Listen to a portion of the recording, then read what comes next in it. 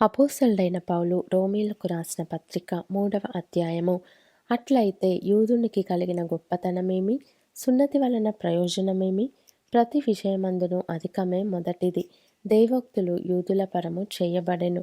కొందరు అవిశ్వాసులైననేమి, వారు అవిశ్వాసులైనందున దేవుడు నమ్మదగినవాడు కాకపోవునా? అట్లనరాదు. నీ మాటలలో నీవు నీతిమంతుడవుగా తీర్చబడినట్లును, నీవు వ్యాజ్యమాడునప్పుడు గెలుచునట్లును అని వ్రాయబడిన ప్రకారము ప్రతి మనుష్యుడును అబద్ధికుడగును గాని దేవుడు సత్యవంతుడు కాక తీరడు. మన దుర్నీతి దేవుని నీతికి ప్రసిద్ధి కలుగజేసిన ఎడల ఏమందుము? ఉగ్రతను చూపించు దేవుడు అన్యాయస్తుడగున? నేను మనుష్యరీతిగా మాట్లాడుచున్నాను, అట్లనరాదు. అట్లయిన ఎడల దేవుడు లోకమునకు ఎట్లు తీర్పు తీర్చును? దేవునికి మహిమ కలుగునట్లు నా అసత్యము వలన దేవుని సత్యము ప్రబలిన ఎడల నేనికను పాపినైనట్టు తీర్పు పొందనేలా? మేలు కలుగుటకు కీడు చేయదమని మేము చెప్పుచున్నామని కొందరు మమ్మను దూషించి చెప్పు ప్రకారము మేమెందుకు చెప్పరాదు?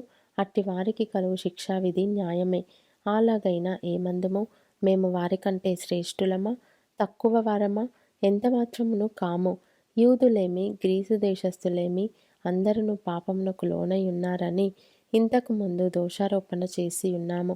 ఇందును గూర్చి వ్రాయబడినదేమనగా, నీతిమంతుడు లేడు, ఒక్కడునూ లేడు, గ్రహించువాడెవడునూ లేడు, దేవుని వెదకువాడెవడునూ లేడు, అందరూ త్రోవ తప్పి ఏకముగా పనికిమాలిన వారైరి, మేలు చేయువాడు లేడు, ఒక్కడైనను లేడు. వారి గొంతుక తెరచిన సమాధి, తమ నాలుకతో మోసము చేయుదురు. వారి పెదవుల క్రింద సర్పవిషమున్నది, వారి నోటి నిండా శపించుటయు పగయు ఉన్నవి. రక్తము చిందించుటకు వారి పాదములు పరుగెత్తుచున్నవి. నాశనమును కష్టమును వారి మార్గములలో ఉన్నవి. శాంతి మార్గము వారెరుగరు. వారి కన్నుల ఎదుట దేవుని భయము లేదు. ప్రతి నోరు మూయబడునట్లును, సర్వలోకము దేవుని శిక్షకు పాత్రమగునట్లును ధర్మశాస్త్రము చెప్పుచున్న వాటినన్నిటినీ ధర్మశాస్త్రమునకు లోనైన వారితో చెప్పుచున్నదని ఎరుగుదుము. ఏలయనగా ధర్మశాస్త్ర సంబంధమైన క్రియల మూలముగా ఏ మనుష్యుడును ఆయన దృష్టికి నీతిమంతుడని తీర్చబడడు. ధర్మశాస్త్రము వలన పాపమనగా ఎట్టిదో తెలియబడుచున్నది.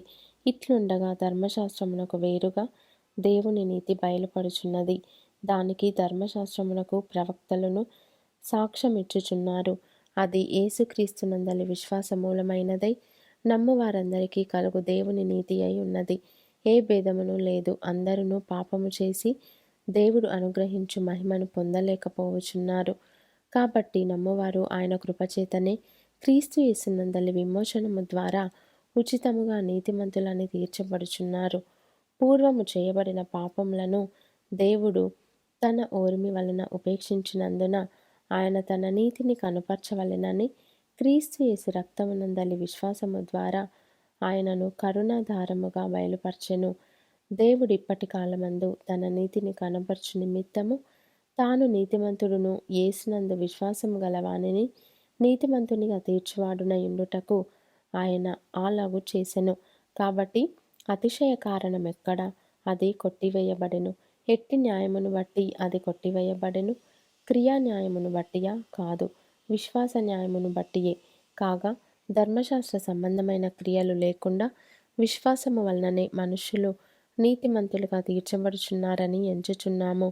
దేవుడు యూదులకు మాత్రమే దేవుడా? అన్యజనులకు దేవుడు కాడా? అవును, అన్యజనులకును దేవుడే. దేవుడు ఒక్కడే గనుక ఆయన సున్నతి గల వారిని విశ్వాస మూలముగాను, సున్నతి లేని వారిని విశ్వాసము ద్వారాను నీతిమంతులనుగా తీర్చును. విశ్వాసము ద్వారా ధర్మశాస్త్రమును నిరర్ధకము చేయుచున్నామా? అట్లనరాదు. ధర్మశాస్త్రమును స్థిరపరచుచున్నాము.